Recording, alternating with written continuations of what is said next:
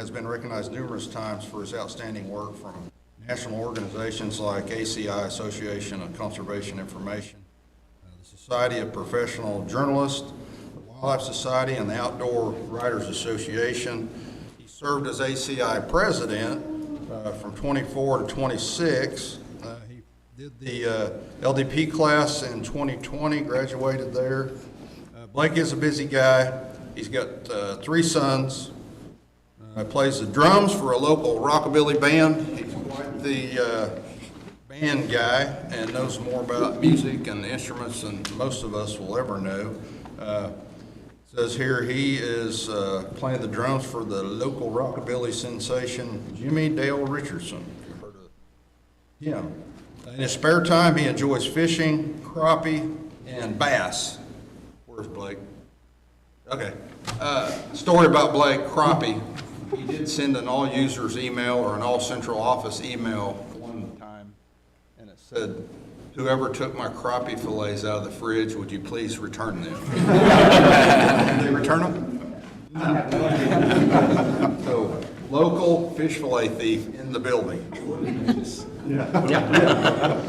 So that's like stealing mushrooms, right? Blake is a true expert. During his 20 years, he has consistently demonstrated his dedication to producing the highest quality work. He's a skilled, creative with a deep passion for his job. You've all seen his work. He was behind the TV commercial we just did, kind of the Orbit Yeti quality stuff. Definitely a detail guy that loves what he does. Blake can literally work anywhere he wants to, and we're just fortunate that he chooses us. So, Blake, come up here. I have a letter for you and a pen, and you can have the mic. Here is your letter. Congrats, man. Good one.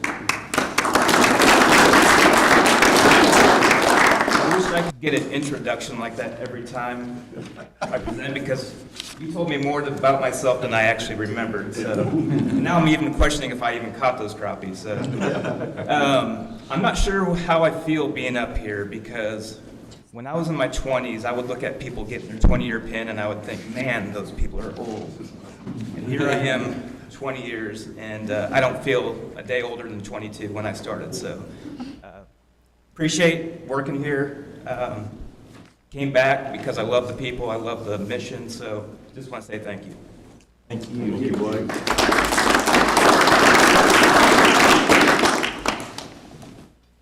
So I also will add about Blake, he is one of the few people that has seen somebody get pulled over and escape a ticket in Boise City, Oklahoma.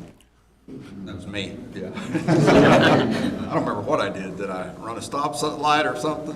We were the only vehicle in town, and you rolled through a stop. Yeah, there you go. Sign at 10 of the night. So he said, that's a first. Yeah. All right, next guy, Mr. Joe Williams, 25 years. And that's a long time. So congrats, Joe, on 25 years. Joe has quite the resume here. His date of hire was 2000, technician at the Holdenville State Fish Hatchery. In 2001, he transferred to technician at Durant. 14, transferred to Wildlife Division as a technician at James Collins. In 15, transferred to Fisheries technician Blue River. 2016, transferred to Fisheries technician Holdenville. 2019, promoted to assistant hatchery manager Holdenville. And 22, promoted to hatchery manager at Holdenville. I hope I got all that right. That's quite a trip. I think he's the originator of the commercial that, you know, Joe knows because he's seen a thing or two. So he's been around. A few notes about Joe. He's married and has 2 daughters. His oldest daughter is a Parsons Scholar and is starting her sophomore year at Southeastern Oklahoma State University. His youngest girl will be a sophomore at Allen High School. Hobbies include deer hunting, looking for arrowheads, and watching his youngest play softball. You better get out the checkbook on that one. I've been looking on that one. And he's also interested in reptiles. I did not know that. So he also has voiced an interest in starting a department alligator snapping turtle program. I'd like to hear more about that one. So Joe, come on up here. 25 years, impressive, and I'll give you a pen and your letter.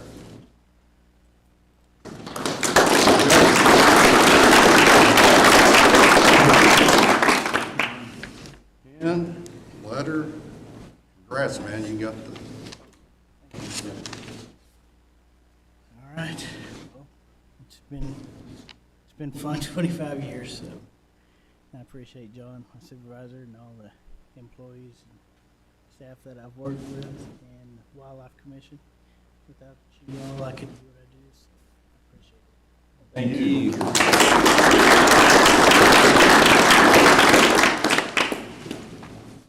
Yep, thank you, man. Thank you. All right, this next guy, some of us know, 30 years of service, Nathan Erdman. So, 1995, you remember that day probably like it was yesterday. They're still talking about him out there. Probably talking about me out there too, so I spent 10 years out there. So in 95, Beaver County. In 08, he transferred to Ofusky County. 09, promoted to Supervisor, District 4. 16, promoted to Assistant Chief of Law. And in 19, promoted to Chief of Law. So Nathan earned his Bachelor's of Science in Fish and Wildlife from Northeastern State in Tahlequah, and then we hired him up, Beaver County. Of all places, for an Eastern Oklahoma guy, you probably didn't know what you got yourself into when you went out there. But Pat Weldon told me when I went out there, "What are you doing out here, boy? You coming a long way from K County, Newkirk." I said, "Yeah." He said, "I'll give you a little tip. If you stay here long enough to wear out a pair of boots, you'll probably stick around a while."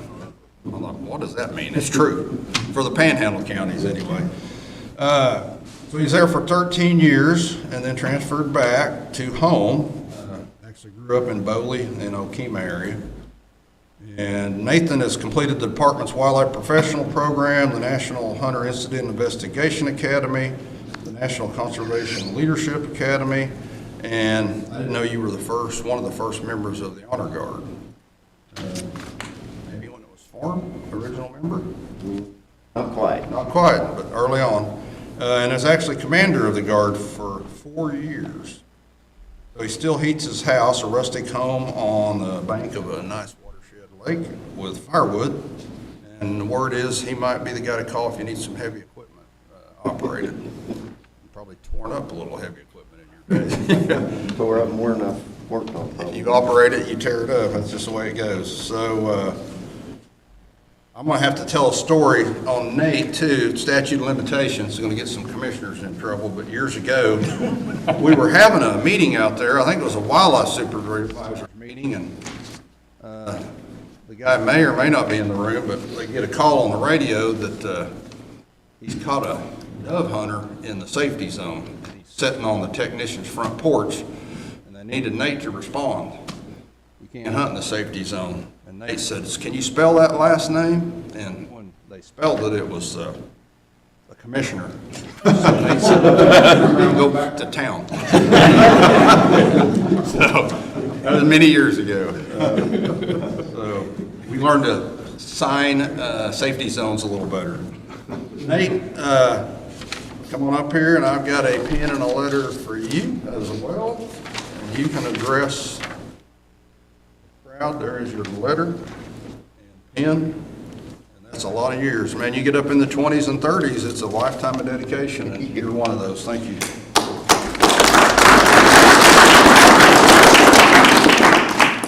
Thank you. And I did go out there. Oh, you did? That's, yeah. I showed up at the technician's house. I won't name his name, but he's here. And I recognized the guy immediately because he came and spoke at my college class. And you know who that is? And he goes, "No, I do. And we're going to have a nice day," and tell him to go back across the road and have a good time. But yeah, 1995 till now, it seems like it was just yesterday when I started. And I was talking to Tracy Daniel, which is retired now, and he said the days go by slow, but the years go by fast, and that is the absolute truth. So thank you all. It's been a great time. Probably won't be here for my 35 pen, so I figured I better be here for this one, so thank you.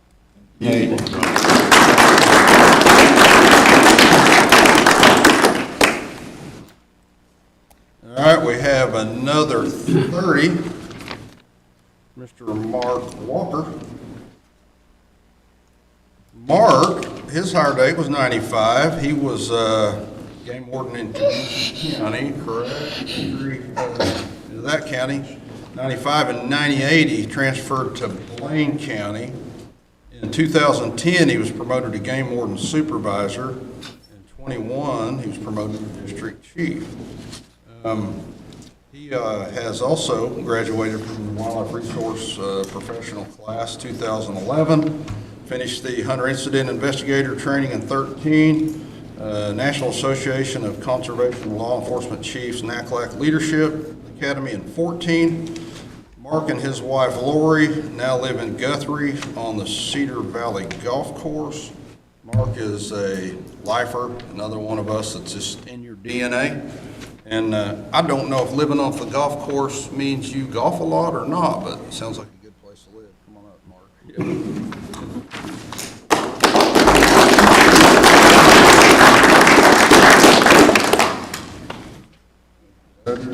Yeah. Yes, man. Thank you. Yeah. Appreciate it. Golf as much as I can. Not very good, but I like to play. No, it's been a good 30 years. Like Wade said, I started in Comanche County, went to Blaine County, where I was from, and spent the rest of my time as a game warden there.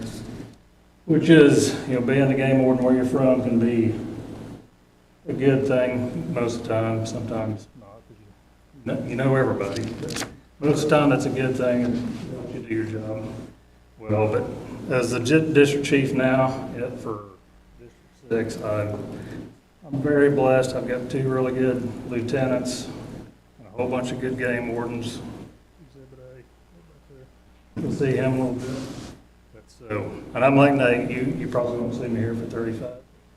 I've enjoyed my 30. Thank you.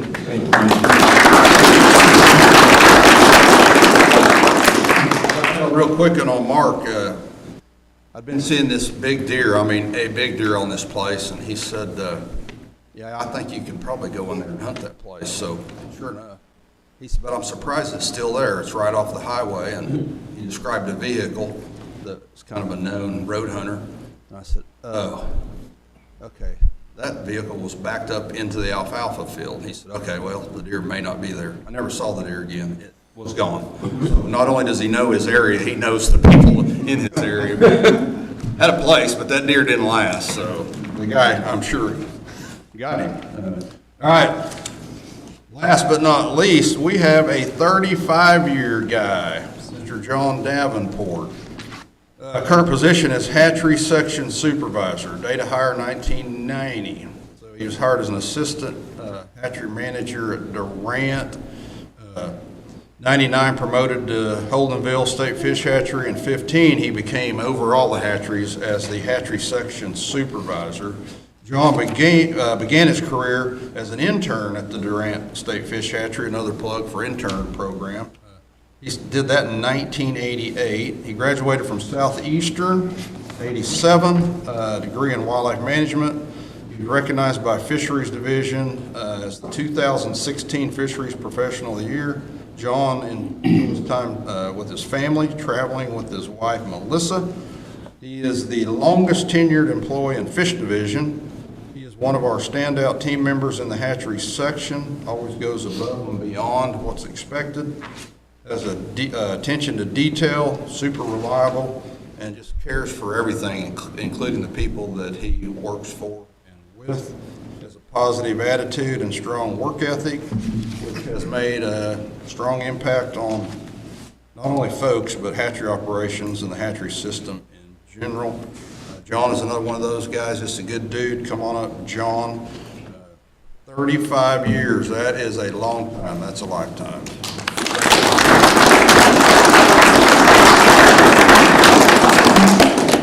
One thing I am going to mention, there's your letter, is he doesn't even get one of our new pens because we don't have a 35-year new pen. got 35 years or more, you get the old pen. I get the old pen. Well, it doesn't seem like it's been 35 years. It seemed like yesterday when I got hired.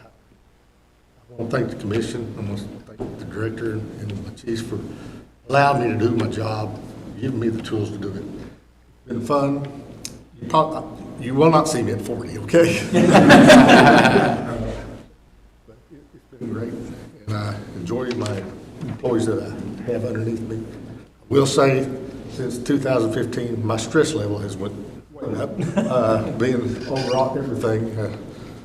Chiefs call me, I need this, I need that, and I'm sitting there trying to get it for them. And most of all, it's a lot of the staff that works underneath me. Thank y'all very much.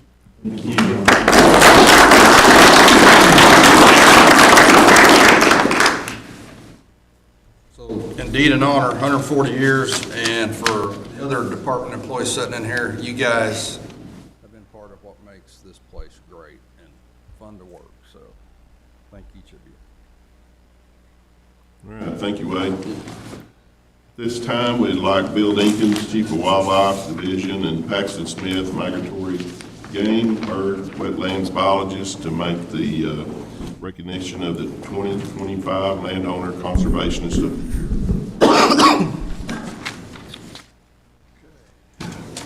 Well, thank you, Mr. Chairman. Good morning. So, Mr. John Sanders from McCurtain County Commissioner Deal is here today, and we're going to hear a lot of the great things he has done on his property for wildlife. So, recognizing the Landowner of the Year has been a long-standing tradition. We actually started in 1989, first time we honored a landowner for their outstanding contributions to wildlife conservation. Just record, there's a plaque on the second floor by license that has every one of their names on there, if you're interested in looking at it. But so we all know 97% of the state privately owned land. Private landowners are critical for wildlife conservation across the state. And this year we had 9 nominations. They were all independently ranked by our supervisors through the chain, through Scott, through me, all the way to the director for final approval. Paxton Smith here is our migratory wetland bird biologist, was part of the nomination for Mr. Sanders, and he'll show us some of the great work in a PowerPoint here shortly. But also Alan Stacy's here. Raise your hand, Alan. Former employee, now with Ducks Unlimited. He also was part of the nomination, has worked hand in hand with Mr. Sanders. So I've given him the opportunity to say a few things as well after Paxton shows us some of the great work. All yours.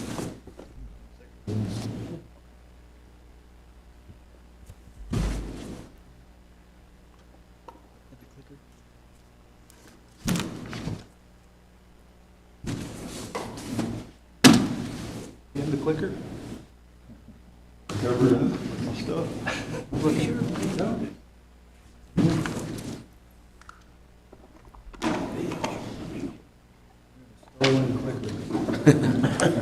Maybe I got the crappie. I need to look right. Got it.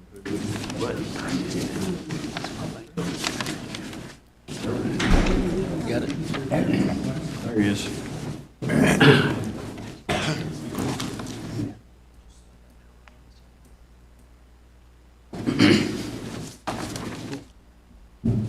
Thanks for the introduction, Bill.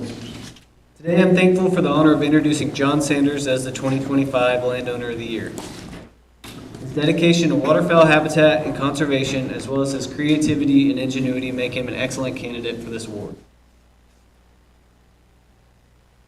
I want to start off by introducing John Sanders. John Sanders started off his waterfowl hunting background in his youth, where he grew up on Caddo Lake in Texas, hunting and fishing with his friends and family. John currently resides in northwest Kansas and makes a short commute to his 932-acre farm in McCurtain County. You can see on the map where John's farm is located with the star. John's distance from his project has led to some unique innovations that I'll discuss later in this presentation.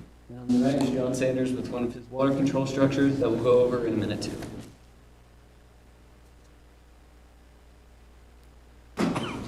First, I want to talk about the location of John's farm and what makes it such a cool project. Location, location, location. A true waterfowl hunter, John picked a property located in the Red River Basin among its natural oxbows, highly productive crops, and many state and privately managed wetlands. With proper management, this will increase the connectivity of habitat in the area. You can see John's farm is highlighted his main projects are highlighted in the orange circles, and you can see how close they are in relation to Grassy Slough and Red Slough on the southeast.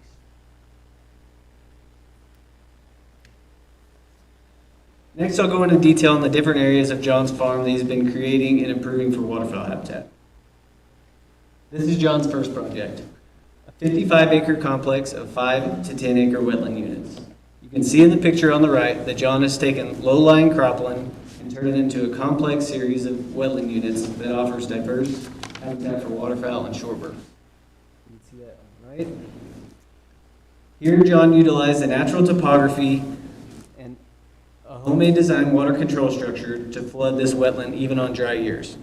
He currently manages this as a moist soil wetland.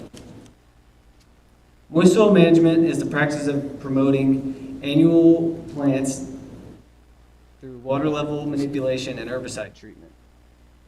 John is still dialing in his management and will continue supplemental plantings like millet, sorghum where necessary.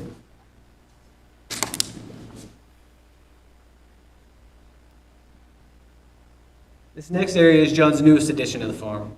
By creating a small levee on the north end of his primary wetlands that I just showed you, John was able to use a slight drainage to flood over 50 acres that back into his crop fields.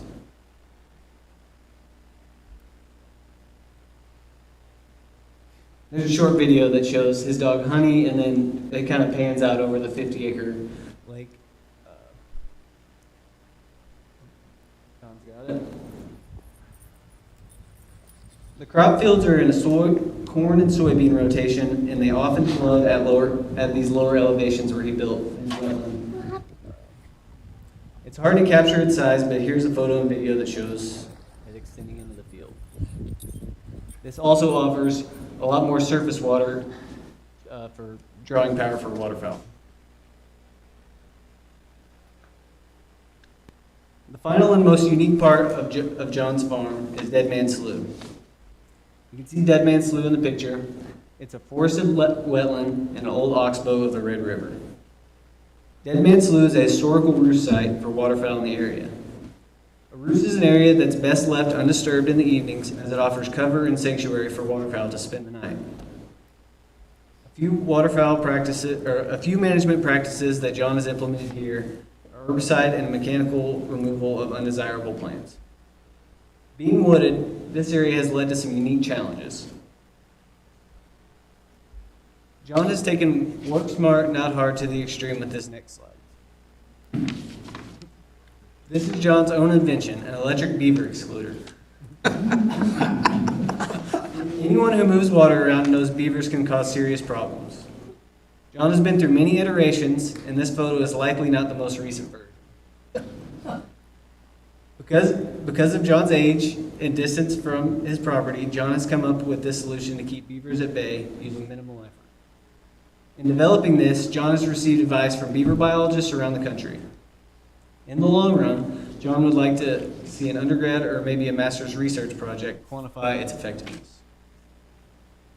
John also hopes that others will use tools like this to their advantage. It should be noted that beavers are known for their excellent memory, so that's kind of what helps this work. In the picture, you can see there's a water control structure in the middle, surrounded by cattle panels to guide the beaver underneath the beaver excluding device on either side. It's wired up to an electric fence battery, and it sends current through that bottom piece of conduit that hangs right above the water. When the beaver pulls a bough or a branch underneath it, the idea is that it gets shocked. So we're still waiting on some trail cam footage of a beaver getting hit.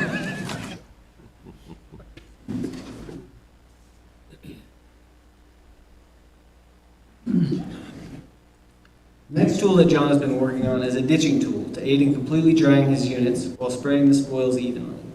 This will allow more consistent management and successful plantings in his wetland units.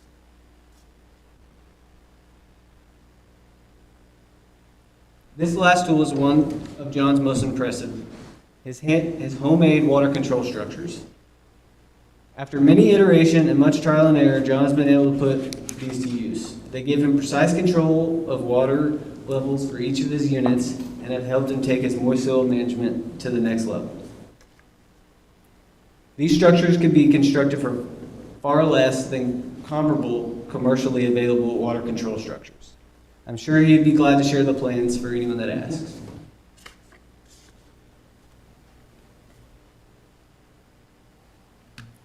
Here, I'll summarize some of John's habitat work across the farm. Recently, he's planted around 2,500 bare root seedlings. They were planted at various elevations across his farm based on what species and what habitat they need. Unfortunately, only 1 in 5 of these plants survived. Future generations will be able to see the results from these plantings. As far as vegetation management, John uses water level manipulation, herbicide, and mechanical removal. And the goal of this is to maintain a state of primary succession to produce high quality forage for ducks.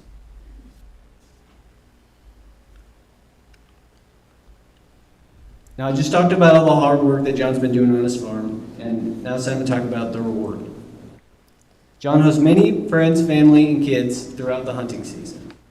Here's some photos of his innovations when it comes to hunting. On the left, you can see his buggy that hooks on the back of his tractor for transporting people to and from duck blinds across the farm, and some ducks that we were able to harvest when I was down there with him last winter. And then on the right is his blind that he built out of a jet sled. You can see his dog Honey is there testing it out. Here's some more pictures of his sled. For John, ergonomics is key. The sled is designed so you can pull it around the farm based on the wind and where the ducks are. And it has legs that you can lower to make a stable shooting platform. And finally, a quote by Aldo Leopold that I think summarizes John's work on his farm. A conservationist is one who is humbly aware that with each stroke of an axe, he is writing his signature on the face of the land. John, congratulations on this award. I hope your work continues to inspire others to get out there and tinker, make something new so they can leave their mark through creating wildlife habitat.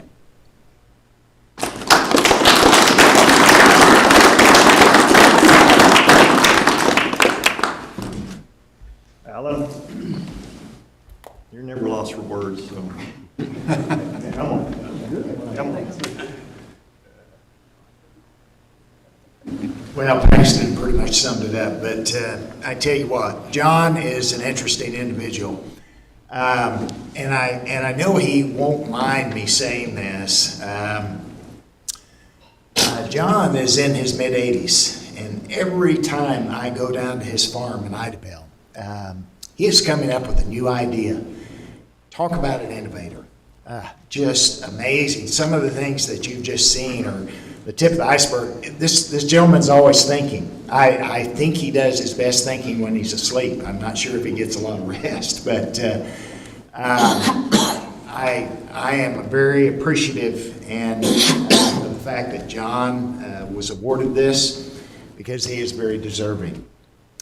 John is very humbly building his legacy on this 1,000-acre farm. And the important thing that having worked with the Wildlife Department and also currently with DU, obviously you all are familiar, we are very close partners and have a lot of goals and in mind what we're doing around the state. John is helping substantially the two very important WMAs down there, both Grassy Slough and Red Slough. I think most of you all are aware of the importance of these WMAs. They are the most diverse WMAs in the state when it comes to migratory birds. And John's emphasis and his interest and knowing the importance of a refuge is very important, and that's what he is incorporating on some of his area, which is certainly going to benefit the hunters who utilize our areas on the nearby WMA. So John, again, I appreciate you very much. I've learned a lot from you. We'll continue to do so, hopefully. Thank you.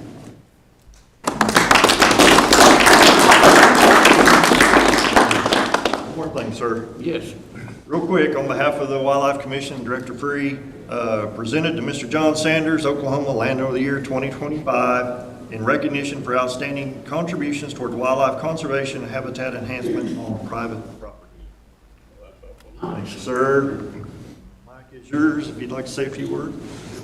This is all nice. When I started this project, I certainly didn't know it'd come to this, but at any rate, it's really been a project of love, and it's sure not been a sacrificial thing. I've done it selfishly because I've enjoyed it so.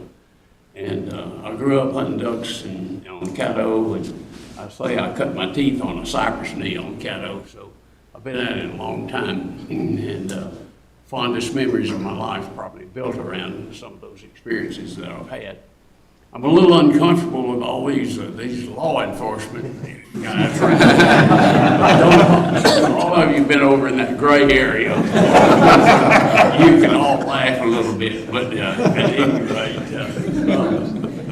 you've been there too. But anyway, it sure is nice to be able to give back a little bit. And when I bought this property 15, 20 years ago, my wife accuses me of having bought it because of the duck hunting possibilities on it, but that's really not true, but she's not convincible. But when I walked the areas, I kicked up a bunch of ducks, and I had already bought the property, but that's her take on it. I did it because of the duck hunting. But anyway, it continues to be a lot of fun. Alan was really instrumental in pushing me into turning this thing into a sanctuary. When I grew up and started hunting ducks back in the 40s, late 40s, I guess, and we'd come up and you could hunt ducks on the Red River because the duck migratory system followed the river. We didn't have all these lakes at the time. So the Texans and the Oklahomans could hunt the Red River Valley, or the river itself, I guess, with the same license. And some of the old reprobates used to come up and hunt those, and then I'd get to hunt with them and all the tales that go with that, you know, among those fond memories as well. But this is real close, and of course the ducks don't follow the rivers like they used to, but there are a few of them that I guess instinctively and that's why this property is so well situated for the sanctuary. So at any rate, all that stuff kind of fell together. And anyway, we're getting close to having it all developed. It's eventually, with DU, it's going to go to DU. The Dead Man is a roost area, and that'll go to DU, as well as this 50-acre lake and all those 10 5-acre units that I've got that can be flooded and drained and planted and so forth. And it's going to be really a wonderful habitat. But I suspect the state will end up managing. But the ownership will be vested in DU.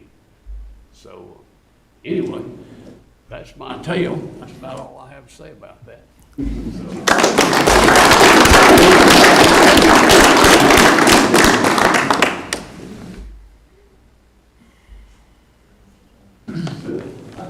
Take me.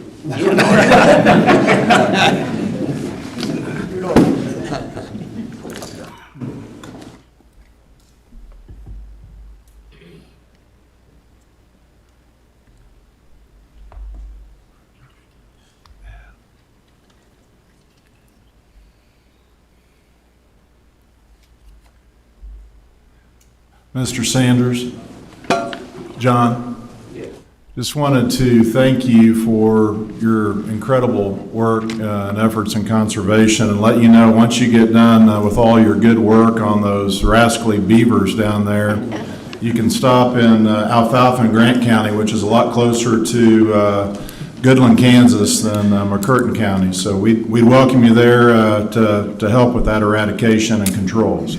Just control. Not eradication, just control. If you want a little more information about it, I figured that beaver problem out. Yeah, that's good. We could use any advice. I wonder if our wildlife chief would test that beaver exclusion for us so we can see how it works. Somebody.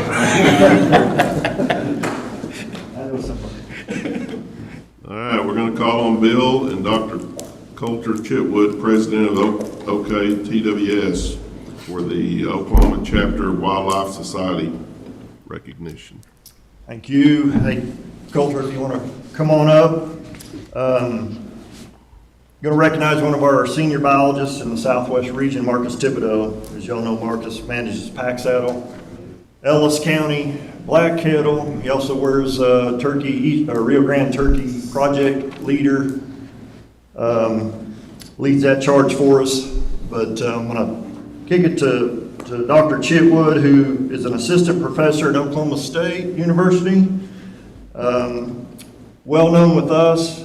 He's a one of our principal investigators on mule deer, pronghorn, and wild turkey research projects we have going on with Oklahoma State. And he's also the current president of the Oklahoma chapter of the Wildlife Society. So, Dr. Chitwood. Thank you, Bill. Thank you, commissioners, for giving us a minute to present this. For those that don't know, the Wildlife Society is our professional society of wildlife biologists and wildlife ecologists, and it operates at multiple structures, international and national level, and in this case, representing the state of Oklahoma. We want to talk about the Harold C. Stewart Conservation Excellence Award. This is an award that may be presented annually to a person or group that has contributed significantly towards enhancing conservation stewardship and perpetuating a conservation ethic through activities in Oklahoma. And so I'm going to read a brief letter here, a nomination letter about Marcus. Pleased to nominate Marcus Thibodeau for the Harold C. Stewart Conservation Excellence Award.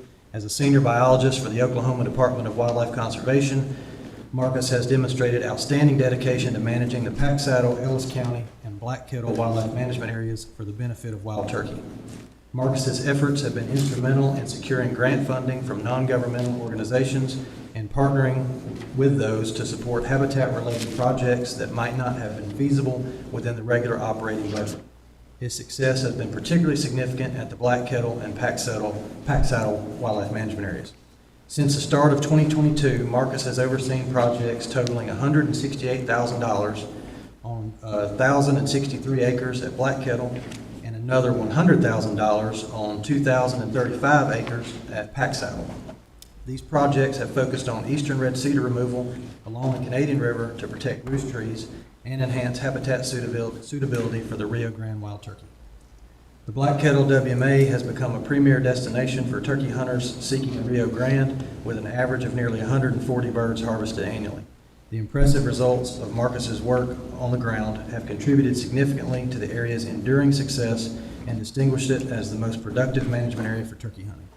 Marcus's tireless efforts, drive, and commitment to habitat management make him an exceptional candidate for the Harold C. Stewart Conservation Excellence Award. I enthusiastically recommend him for this recognition. Marcus?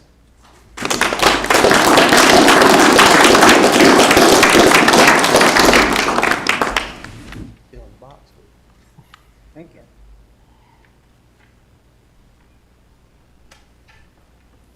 Always nice to see your name on something, but, I think this is just a testament of, being encouraged by some good leadership and the passion that everybody in the wildlife division has in the field, so I appreciate it.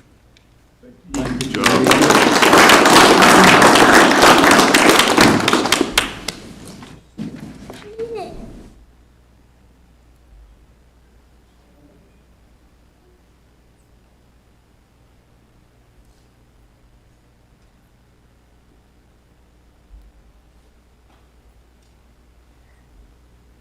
All right, Bill, you're up with the Wildlife Division Technician of the Year and the Biologist of the Year. Yes, sir. Like Wade said at the introduction of this meeting, it's It's one of the funner meetings we have with being able to recognize some of our outstanding employees.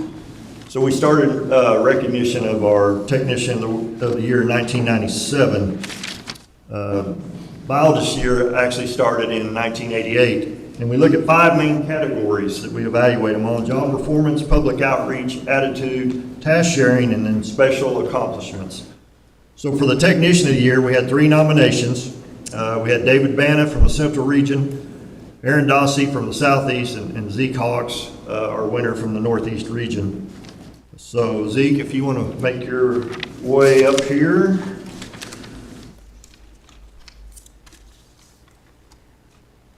So a little bit about Zeke.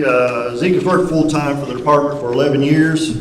Started his career as an intern at the Jinx office in 2014 and was hired full-time as a technician at Call WMA later that summer.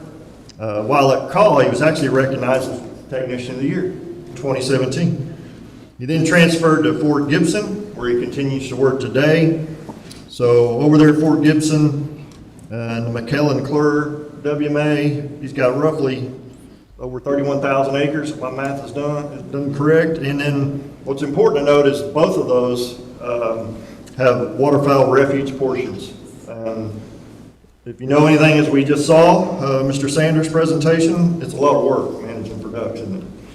So I asked the supervisors of Zeke to provide me a few bullet points, and I'll go through those real quick. So in 2024, last year, Zeke planted over 400 acres of food plots, sprayed 420 acres of invasive species, helped burn almost 5,000 acres on Fort Gibson and McClellan Kerr, managed 345 acres of wetland units, including major pump repair during waterfowl season necessary to complete pumping, spent several days maintaining the shooting range, and worked 6 control hunts and 4 youth waterfowl hunts. Zeke's worked closely with 2 interns throughout the summer and fall, sharing knowledge and experience to teach them valuable skills in wildlife management, including habitat assessment, species monitoring, and effective techniques in managing public lands to best serve our constituents. One of the major tasks that Zeke was involved with last year was duck blind drawings. His supervisor had some medical issues with family he had to attend to, so within 24-hour notice, Zeke was congratulated with running duck blind drawings, and as we know, that's a very popular thing over there. A lot of people pay out for it, and by all accounts, he did an outstanding job taking that on with short notice. A couple other things I looked at. The nomination form is fairly lengthy, but I went through it again this morning. Just a couple of things that I want to add, but for public outreach, I did notice you do a lot of school programs, fishing clinics, science fairs, etc. Help out with those as you can. One thing I did note under attitude, supervisor wrote, Zeke shows up every day with a smile on his face and eager to work. I believe that. I know Zeke. A couple other comments from his immediate supervisor. Brett's not here, is he? No. Okay. Okay. And then, so his immediate supervisor is Brett Thompson. Zeke's impressed me tremendously and nearly single-handedly managed the area the past months. He's tackled all area management goals precisely in an impressive time. He works well by himself, needs no motivation from me or anyone else, and knows what to do. He's a valuable asset to the agency and myself. And then the regional super, Matt Pachota, added his attention to detail and ability to manage such a critical task without missing a beat speaks volumes about his competence and commitment. Zeke, I'll grab this real quick. All that's to say, presented to Zeke Hawks, Wildlife Technician here for 2024.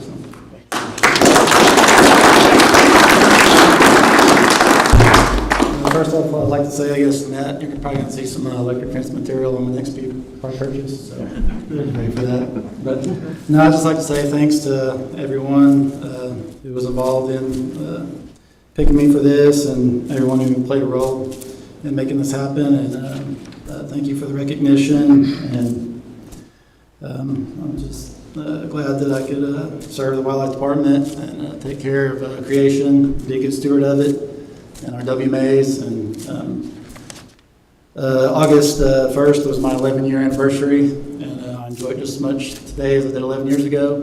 And so Thank you all.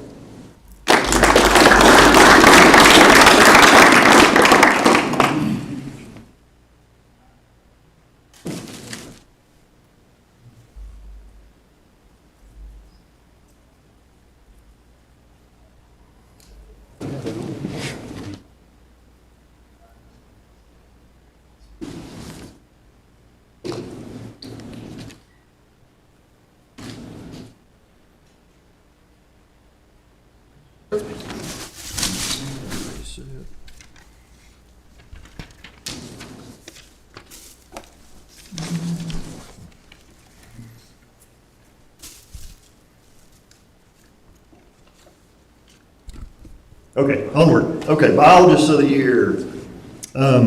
One thing I forgot to mention, you've heard me say it before, but, so we get the nominations in, all the regional supervisors independently rank them, Scott ranks them, and then they come to me for the final decision. For biologist of the year, we had 5 nominations this year. We had Mark Howery from our wildlife diversity, Kyle Johnson from private lands, Curtis Tackett from wildlife diversity, and Marcus Thibodeau from Southwest Region. And then our winner of the biologist year this year is Mr. John Rimpey. So John, if you want to work your way this way. So a little bit about John. John's worked full-time for the department for 28 years. Started his career as an intern at Canton before being hired as a technician at Beaver, WMA. That might have been you we were talking about earlier, maybe not, I don't know. We'll leave it at that. Where he worked 4 years, where he was recognized as Technician of the Year in 1999. He then transferred to Camp WMA, where he worked as a technician for another 4 years before becoming a biologist at Hewlett Copan in the Osage Complex. We're 35,000 acres, is that right? Yep. For those areas, where he's worked the past 20 years. A couple of things here. In 2024, with the help of his technician, John sprayed, mowed, gravel, bladed, cleared areas of total 168 miles of road work combined, placed 13 culverts, spread almost 3,000 tons of gravel, burned an impressive 16,800 acres, sprayed 1,280 acres of Cerisa lespedeza, never goes away, does it? Planted 210 acres of food plots, removed 250 acres of eastern red cedar, another one that seems to always come around, and spent 27 days working in wetland units. John manages an extensive grazing and agriculture lease program on the 3 areas, and this is one thing we've talked about, through our funding situation over the years is ways to improve and expand grazing and ag lease programs, and John has taken that on. On those 3 areas, he's generated over $250,000 in ag money, so good work. John recently initiated a WMA visitor intercept survey to gauge the level of satisfaction from his area users. 248 people responded, found that less than 5% of the constituents were dissatisfied with the management. So it's impressive that less than 5, I mean, given that kind of opportunity to vent, that most of the people were happy with the work that you and your techs are doing there. So good work on that. Okay, a couple other things real quick. Public outreach. John hosted the trapping workshop. We've been pushing this for a while on trying to get more involvement with our trappers, help with some of our predators. But he hosted a workshop there at Hewlett, Quail Forever Work Day on Rock Creek. As far as attitude, John always has a positive and professional attitude. And I can tell you, working through John through some issues up there, he's adapted well and done a good job. He's a good representative of the department. Task sharing, he helps the Nature Conservancy, it looks like Burn, Corps of Engineer with hunts, and then research, and provides a lot of technical assistance up there in that country. I'll wrap it up with another quote or some more info from Matt Machota, his supervisor. John has made an extraordinary impact on the WMA that he manages. His career stands as a testament to the power of adaptability, dedication, and genuine love for both wildlife and the people who hunt on these areas. His work has not only benefited wildlife populations, but also enhanced the lives of countless hunters who now better understand the importance of responsible practices in ensuring the future of the wildlife they cherish. So with that, John.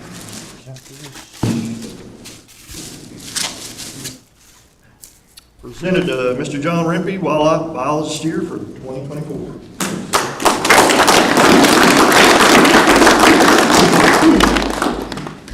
First of all, thank you.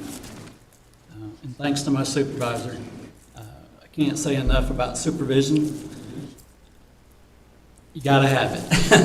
And Matt, thank you. Secondly, I'd like to set the record straight from Mr. Wade Freeze. Nate, I was that technician. I didn't mention your name. I was on probation when I did that, so I'm happy to still be working for you. But yes, that was a long time ago. And it was a lot of fun. But again, thanks, Bill. Thank you. Good job. Thank you.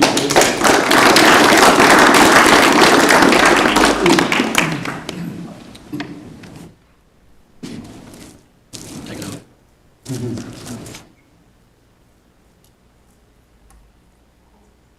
I don't want to do that.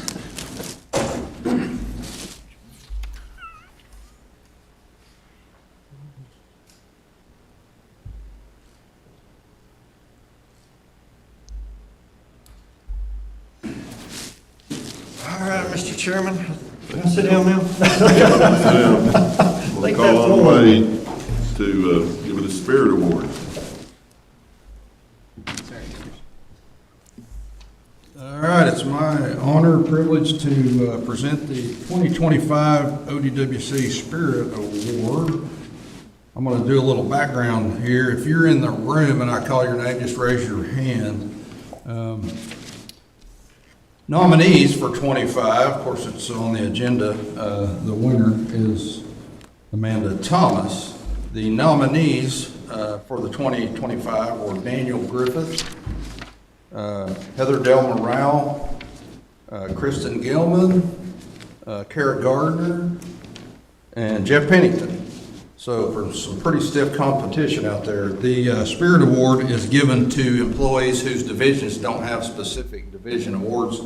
So it's open up for anyone that doesn't have a specific award to compete for, and it's just based on work ethic, attitude, volunteerism, just kind of a package of things. And Amanda Thomas is that person for 2025. Previous winners were Andrea. We had Cheryl Lukemeyer, Carla Beatty, and Mike Christman. So Amanda is joining some good company here. Amanda, come on up here. I'll just say a few things about her. She currently is our shooting range coordinator. She's known as the get it done, detail, how can I make my job better, how can I improve things within the department. She's pretty picky, she's pretty detailed, she's got all kinds of experience from her previous jobs, accounting and federal aid. She's about 3/4 qualified to be an engineer now. As the coordinator, didn't want that when she signed up for it, but she is that person. She continues to wear us out with levels of detail, saving the department money, doing the right thing, and building shooting ranges. 7 out of $10 coming into the machine, the conservation machine, is from shooters. So we're building it and they are coming. So she is a workhorse and well-deserving. And come on up and I'm going to give you a pretty cool award. Designed, built by Mr. Bill Newman, a previous Fisheries employee, very talented. This may be one of few fish Amanda Thomas hasn't caught. I'm just thinking I'm gonna have to find one of those. We all love alligator gar, right? No. What kind is it? Sturgeon? Shovel nose. Shovel nose. Okay, so unique. There's only what? Less than a dozen of these probably that exist in the world, and you're the recipient of one of them. And the previous winners finally got theirs as well, so it's heavy. And when I say one of few fish she hasn't caught, Amanda is a hardcore fisherman of all things. Just got back from Canada, from grayling to pike. So congrats, good work and good job.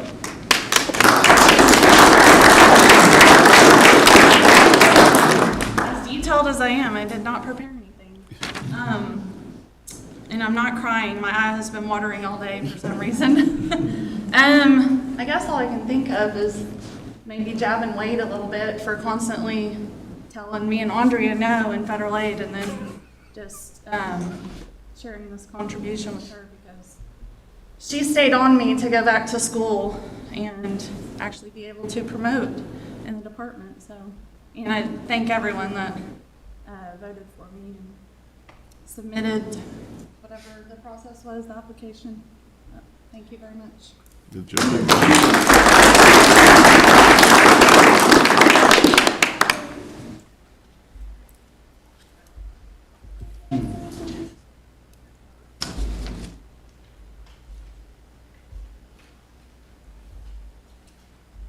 Okay, I gotta do another quick plug. Some CNE folks just got back from the ACI conference and brought back 11 awards, and I'm going to recognize them. If they're in here, raise your hand when I go through these quickly, try to save some time here. Pretty impressed with what they came back with and their accomplishments, not just in the award, but the hours, hundreds, thousands of hours it takes to even get there. We had a first place video PSA marketing, Michael Bergen. We had first place magazine Fisheries article, Don Brown. He's here. Good job, Don. First place conservation post of the year, Daisy Krager. Second place best social media presence, Daisy again. Second place video how-to instructional, Blake left. Second place video hunting and fishing, Blake again. Second place external newsletter, Gina Donnell. Second place regulations publication, Smokey Solis. Is he back there? No, he disappeared. Third place poster, digital regulations, Smokey again. Third place social media campaign, Daisy again, she made a haul. And third place internal communications, Heather Del Moral for our internal blog. And there were several other entries, and the way I understand it, some of these were first, seconds, thirds by just fractions of a point. So good job to the CNE crew who represents us well when they go to the ACI conference. Thank you.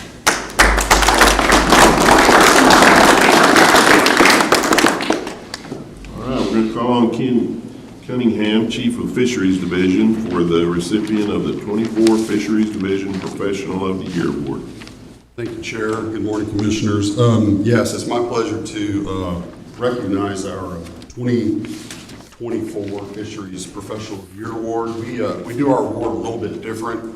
We take nominations from anyone in Fisheries Division, and then our past awardees actually vote on those nominees, and that's how we identify our Fisheries Professional of the Year. So we had the pleasure of having actually 5 nominees. The first 4, Jay Barfield is one of our heavy equipment operators in southeastern Oklahoma. Donnie King is a technician in our East Central office stationed out of Porter.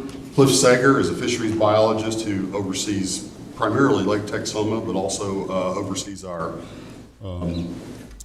bass tournament exemption program. And then Doug Zentner, who's our Central Region fisheries supervisor.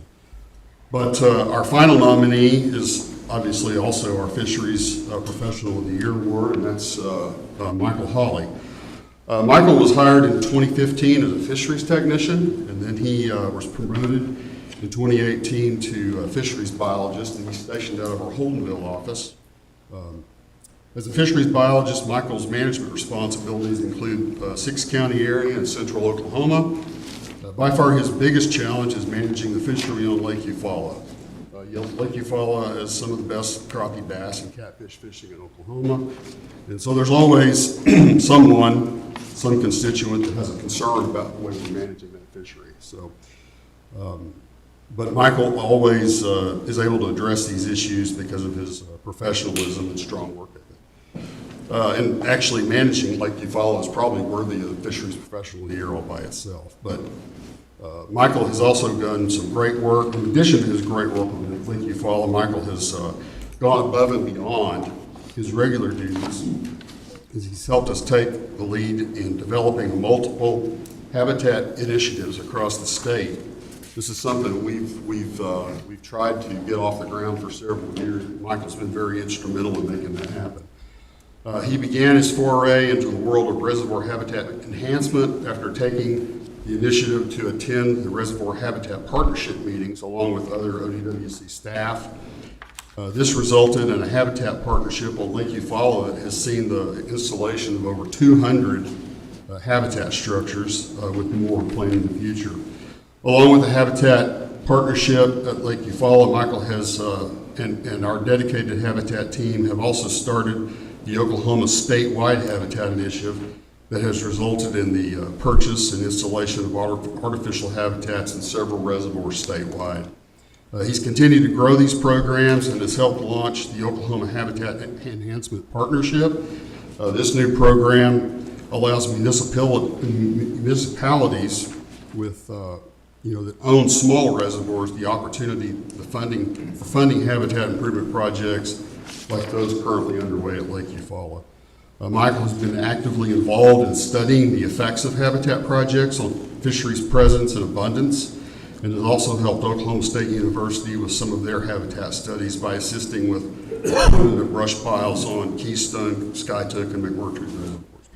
Finally, Michael has given presentations on Oklahoma's habitat program to local groups and at professional meetings.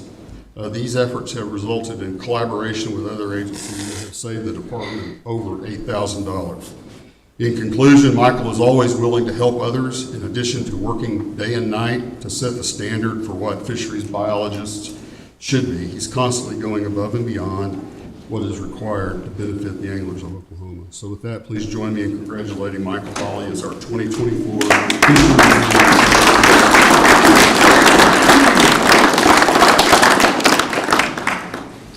Basically, this says Michael Hawley, Fisheries Professional of the Year 2024. And we used to actually have the coolest award, but we don't anymore. You saw what they give the award that Wade had. So anyway, Michael, the floor is yours. All right. No, I do want to say thank you to my peers who nominated me and those previous awardees who did select me. But I also want to say that all those accomplishments, none of them could have been done alone. We have a great team of colleagues I work with across the state, from the whole Hatchery, the Hatchery folks, the region folks. I mean, they help a lot with all this stuff. And then even the Lavin Norman and the Higgins crew at the Southeast region, they've been instrumental in a lot of these programs that we're doing. And then especially David Bogner from the Southeast region fisheries biologist. He is a co-lead with these habitat projects, and I just don't want to take all the recognition because he is well deserving of this award as well. And then all the previous nominees that were not selected, I mean, they're working their butts off as well. So I just want to say congratulations to them for being nominated, and hopefully next year they can be selected as well. And then leadership, honestly, supervisors, Doug Zentner, he's been great to work with, and Ken and Richard providing the funding and the support of these programs has been wonderful. They wouldn't have been possible without them, and even all the way up to the directors and the commission. Thank you for the funding. Thank you for the help. Thank you. On you all for sure. So, but thank you, everybody, and it's greatly appreciated.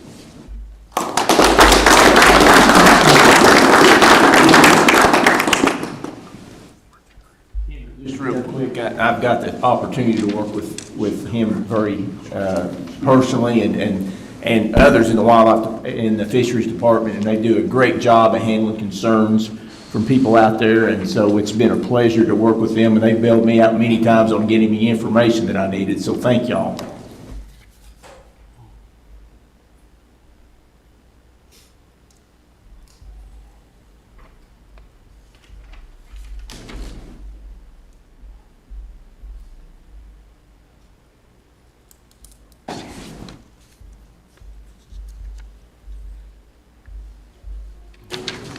All right, now we have Nathan, Chief of Law Enforcement, and Jim Johnson, Shikar Safari Club International, presenting the Shikar Safari Club International Game Warden of the Year.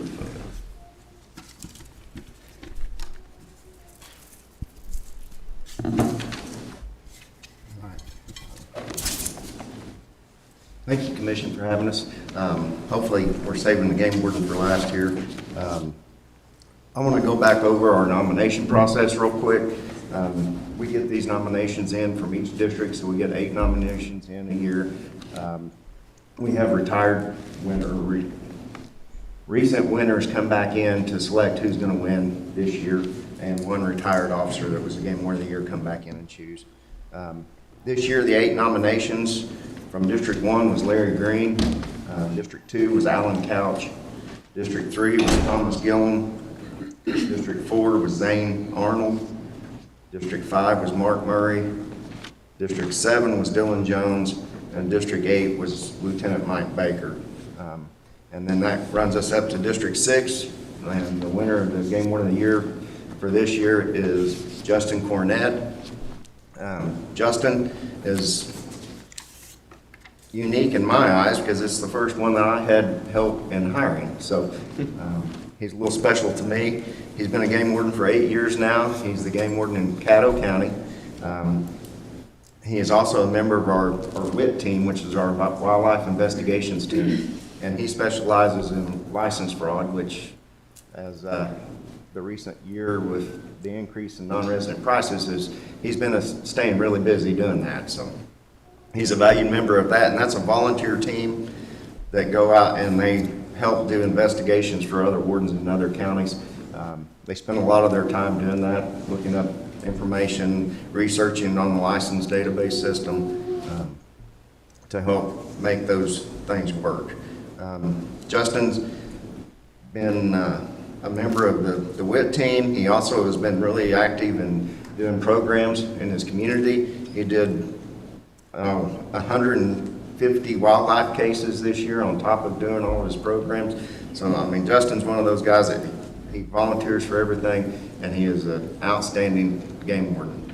So, Jim, would you like to come up and nominate Reagan? Reagan's going to come up.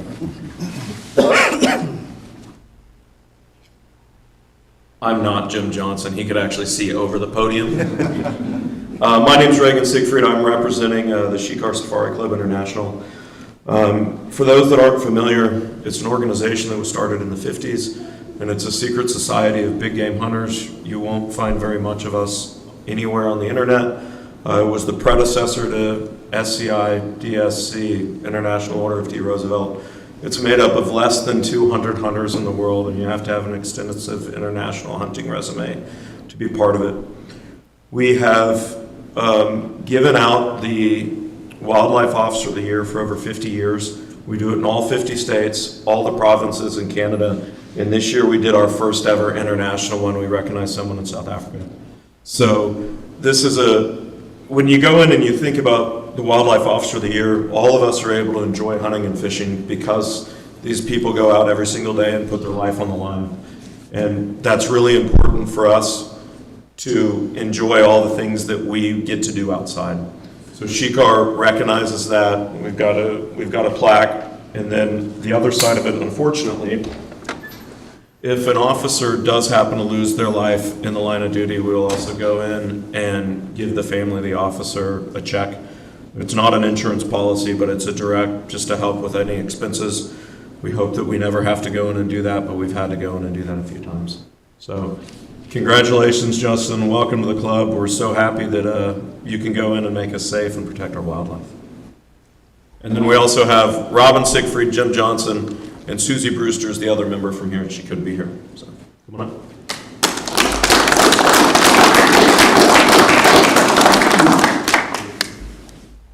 I'm not great at speeches, it's not my thing, but I do want to thank everybody for people that nominated me and giving me this award.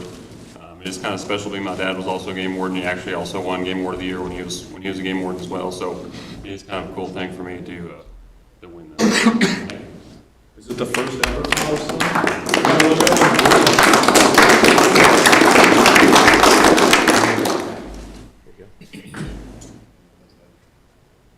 Okay, it is. Okay.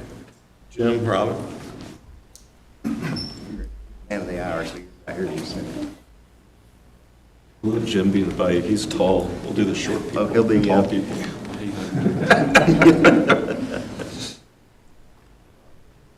So I just wanted to The biggest, the smallest. I'm marking away, His biceps are bigger than you, man.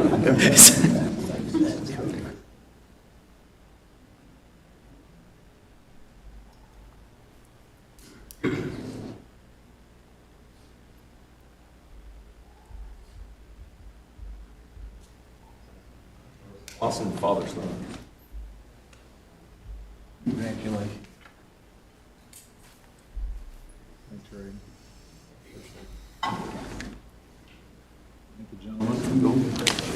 Thank you all. Good job, Justin. All right, we have the presentation on the inaugural year of the agency mentorship program done by Micah Holmes, Chief of Communication and Education Division, and Lance Mead, Communication and Education Supervisor. Morning. We're here to talk about the agency mentorship program we call AMP for short. We got an acronym for it. We didn't come up with this idea. We modeled it off of a couple other states, mainly Texas and Tennessee.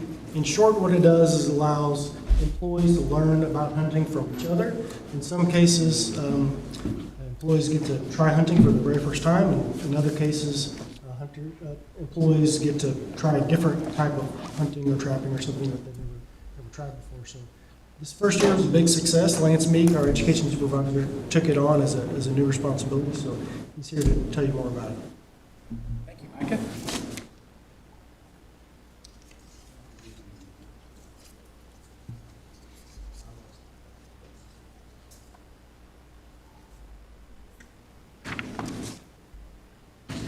While we're waiting, I was the gun range coordinator for a few years, and I can tell you with utmost confidence that that job has never been in better hands.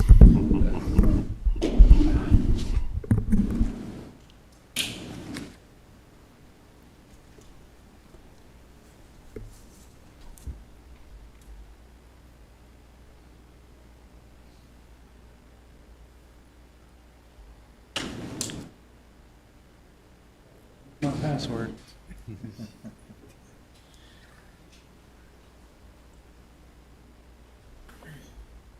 Electronics consent sphere, guys.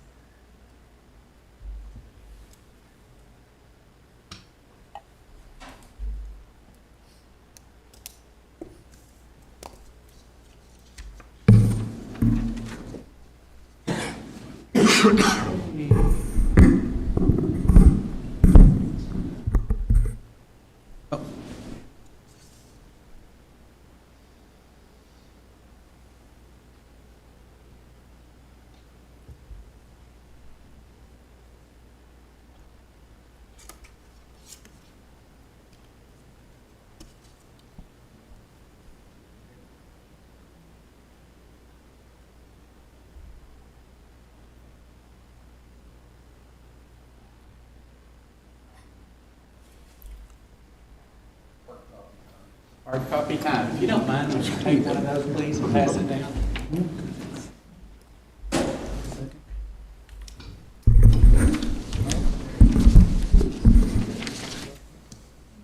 So like Micah said, I'll talk while y'all are passing down. Like Micah said, this was modeled on a couple other states that were doing something similar. And our goals were to, just improve the skills of the people that work here. We have some people that work here who have really hardly ever been hunting, and others who are already hunters, but they are interested in, learning something else. And the two things that I really see coming out of that are excellent are, you've heard a lot about R3, recruitment, retention, reactivation. And a big part of that is mentorship.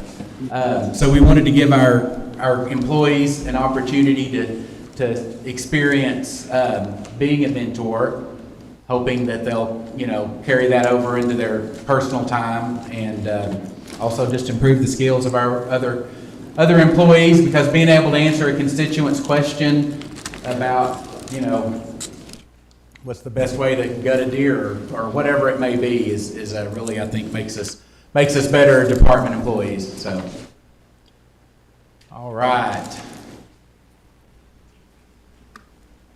We'll go ahead and get started.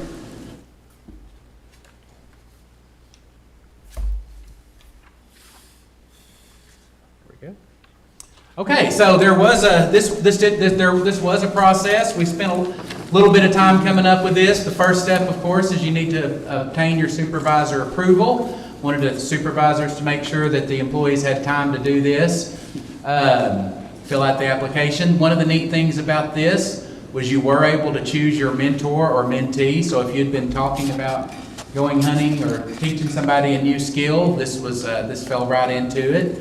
Once we let you know it was time to plan your trip, the neat thing about that is we included this. You are allowed to charge up to 16 hours for this. So that could include range time, scouting, choosing equipment, and most of our groups got a little bit of all of these. I know there was a lot of range time spent for sure. The department provided no equipment. We figured between the mentor and mentee, they could handle that. These hours were reimbursable because they were charged to the Hunter Education R3 grant, so 3/4 of that was reimbursable to the agency. And then the other thing, we had them fill out a post-activity survey and form, which provided me with some really cool pictures for this presentation.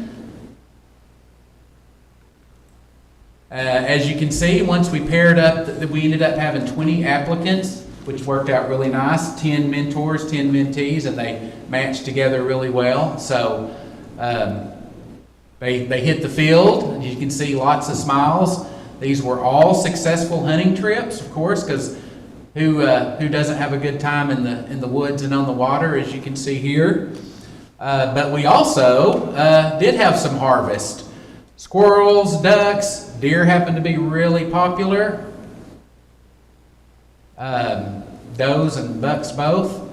And, again, these were all successful, but there were also some trophies that were produced out of this.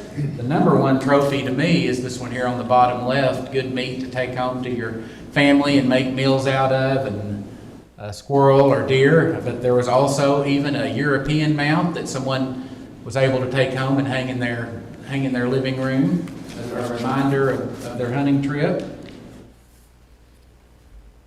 But how do people feel about it? What was the response? Did we actually accomplish our goal?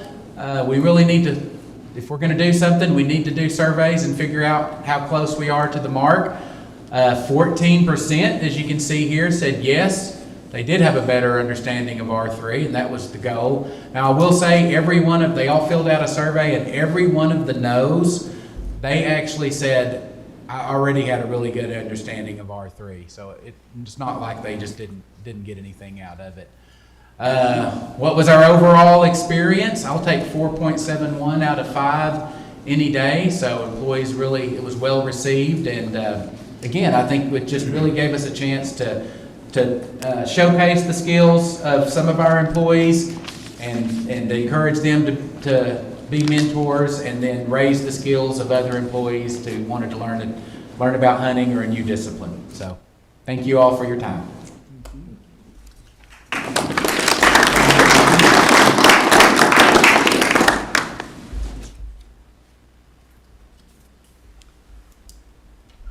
All right, at this time, we'll entertain a motion, or we'll vote to approve, amend, reject, or take any other action on the minutes of the June 9th, 25 regular commission meeting. Move to approve. Second. Commissioner Chapman? Yes. Commissioner Dill? Yes. Commissioner Davenport? Yes. Commissioner Mayhew? Yes. Commissioner Barwick? Yes. Commissioner Kane? Aye. Commissioner Holden? Aye. All right, this time we'll have the director's report from Wade. All right, I'm going to try to make this pretty quick. Some calendar items. First, August 12th through the 14th, you'll hear about it if you haven't already. CNE will be having their division meeting at Cross Point Camp at Kingston. If you're down in that area, you're welcome to drop in and learn some everything from C&E things to agency-wide topics that they'll be talking about.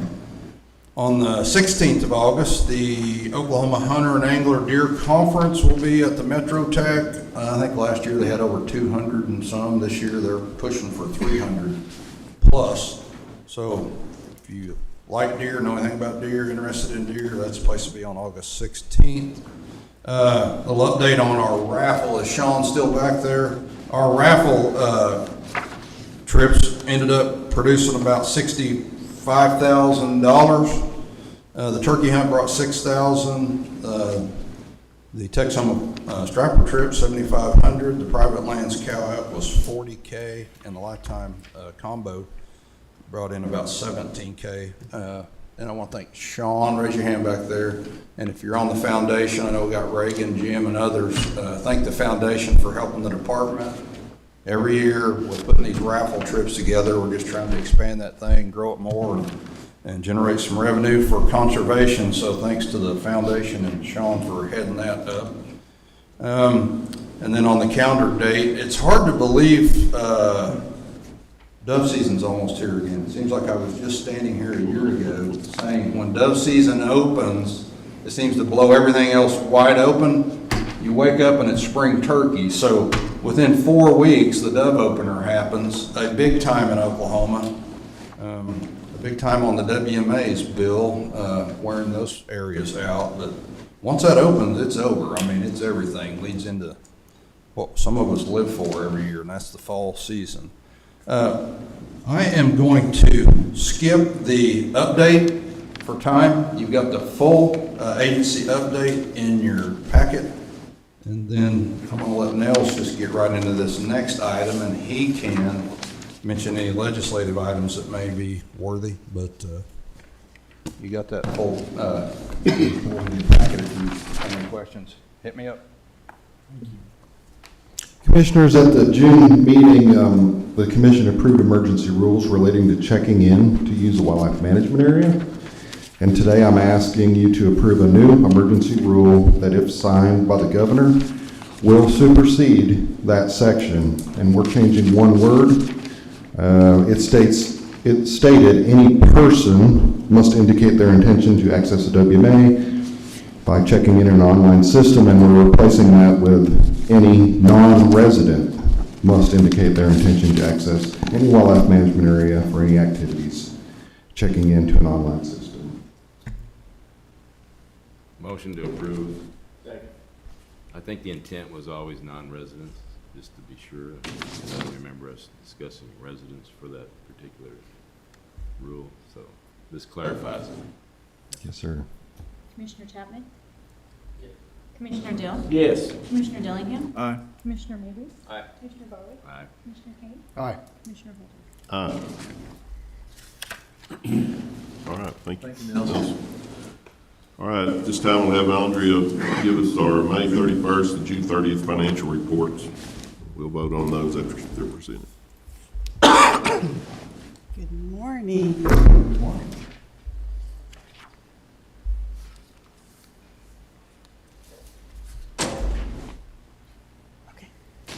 As you guys recall, we didn't have a July commission meeting, so in your package, you'll have the financials for May 31st and through June 30th. I'm presenting the June 30th because it's cumulative.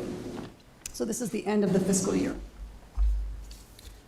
Okay, this first slide is our revenue through June 30th. In FY25, that was $68,967,318. And this time last year was $67,440,260.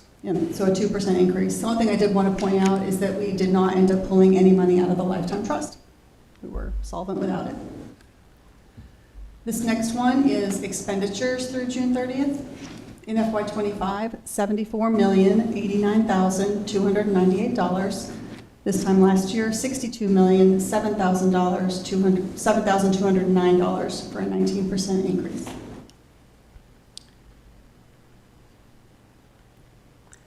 This next slide is our cash balance of the revolving funds as of June 30th, $18,125,586.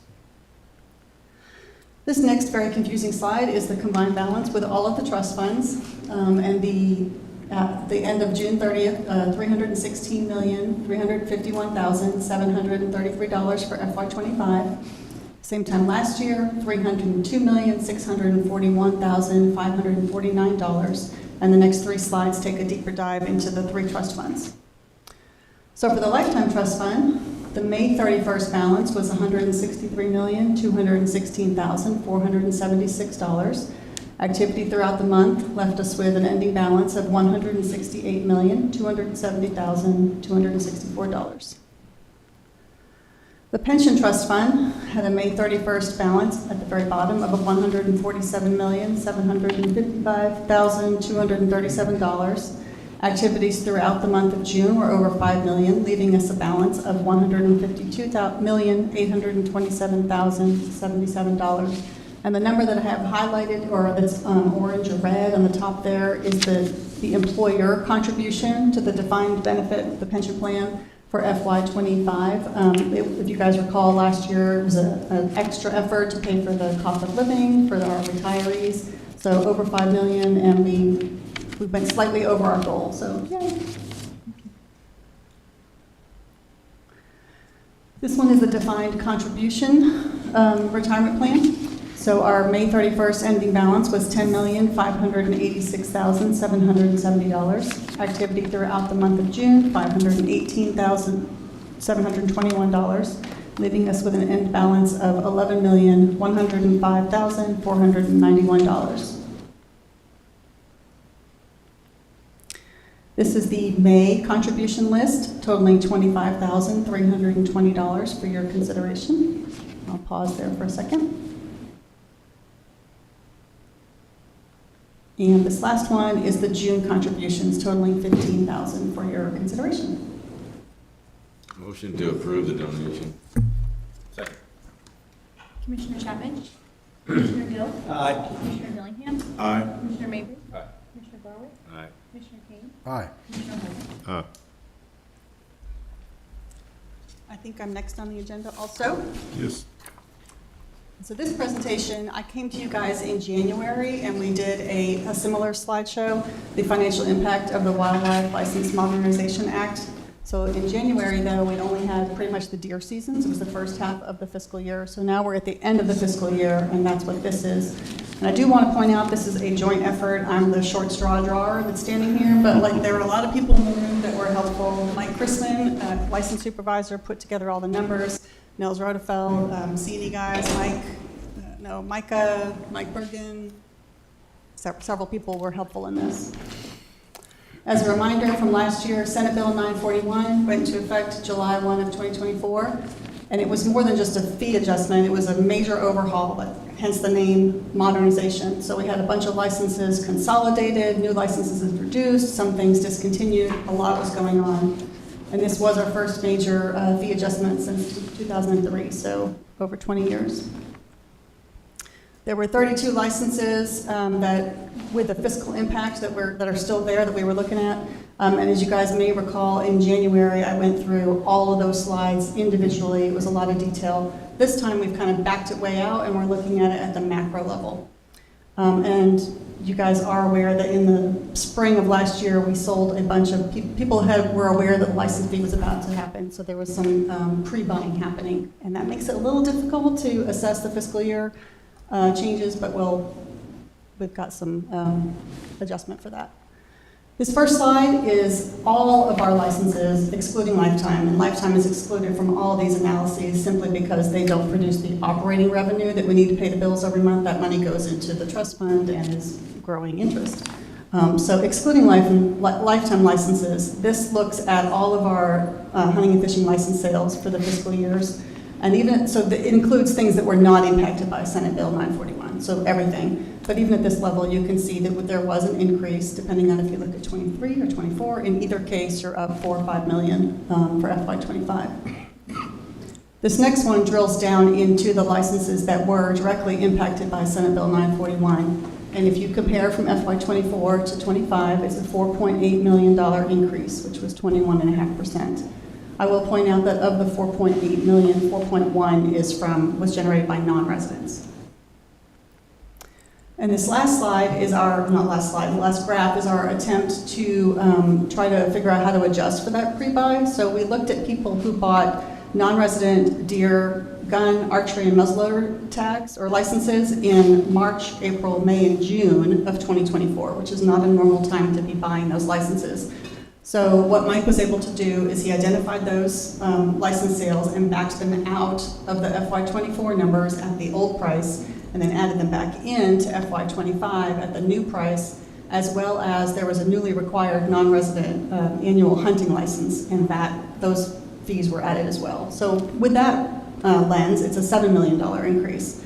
And we had estimated or budgeted $6 million increase, so that's good.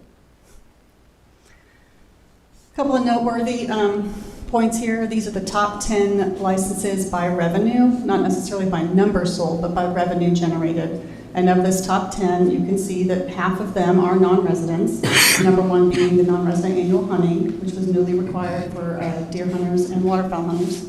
Of the top four of the top five are non-resident, so this is non-resident heavy.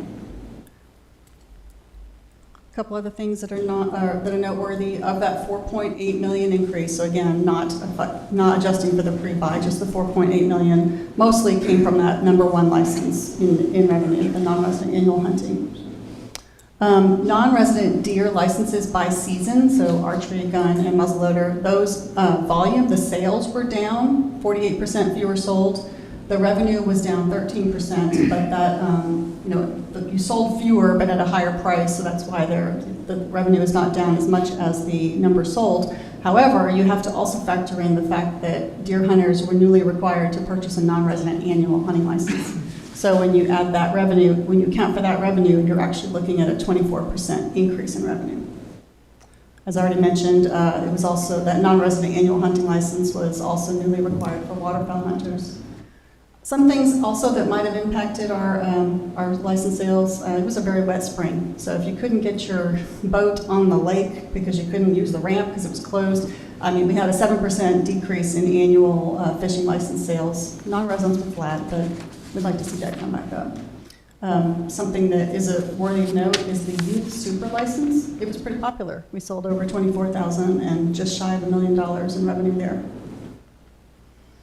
So going forward in FY26, let's see if the non-resident and resident deer sales rebound. New this year is the WMA game bird permit, so we don't really know what the impact will be on that. We, of course, are hoping for some better fishing weather next spring. And the resident annual combination, it was pretty popular as well. It just didn't make that list of top 10, but hopefully that'll be a sustained increase. And that is all I have. Thank you, Andrea. Did you have a question? I was just going to make a quick comment. Andrea and team, thank you all for putting that together. I think we had originally kind of forecast that we were going to be at about $5 million in revenue for this past fiscal year, and so it's nice to see that recast number closer to 7. I think our original target at 941 on revenue was around 12 million. So hopefully we can start working our way up towards that so that we can continue to really take on some good conservation projects at our WMAs as well as right-sizing other department needs. But I also just wanted to point out, while the main financial weight of this was on non-residents, I want to just always take the opportunity to point out we're not anti-non-resident hunting in the state of Oklahoma, and from a commission and department standpoint, we're very much supportive of and in favor of. We were this because it had been, as you pointed out, over 20 years since there had been adjustments. This was also kind of right-sizing to get us competitive regionally with the various license sales. So it was a huge amount all at one time. Hopefully in the future we can kind of do small incremental increases versus these huge increases so that it's not so painful for our residents and non-residents. So just wanted to point that out. Thank you. I thought it was also interesting that the non-resident archery is almost, well, it's more than the non-resident gun. They brought in about the same amount of money, so that's good for our archers. Yeah. Okay, Andrea, you're still up on the purchasing policy. You want want to explain that, or do you want me to try to? Or do you know? Did you know you were up for that? Yeah, I'll just make a couple quick comments on that, and then Andre, I don't know if you or other staff members have other comments, but every 2 years, we're required as an agency to submit our purchasing policies for review and approval to OMES. The proposed updates reflect changes to the state and federal rules and regulations, also raising limits on purchasing guidelines, allowing the agency to have more purchasing flexibility, and reducing paperwork and improving efficiencies. So we submitted that, and it was approved by the OMES State Purchasing Director, and the Policy and Legislative Committee also reviewed that. We did not have a meeting on it, but we reviewed it, and there were no concerns that were raised in feedback. So on behalf of the Policy Legislative Committee, we'd recommend the Commission consider approval of the updated purchasing policy procedures. Any time that we can improve and streamline the purchasing process, I think we should do it. I move to approve it. We're excited. Commissioner Chapman? Aye. Commissioner Day? Aye. Commissioner Dillingham? Aye. Commissioner Bubley? Aye. Commissioner Garwood? Aye. Commissioner Kane? Aye. Commissioner Holder? Thank you, Andrea. Okay, we've got a discussion of the appraisal and purchase of certain real estate properties located in Cleveland, Okmulgee counties. And at this time, I entertain a motion to go into executive session to discuss those. So moved. Second. Commissioner Chapman?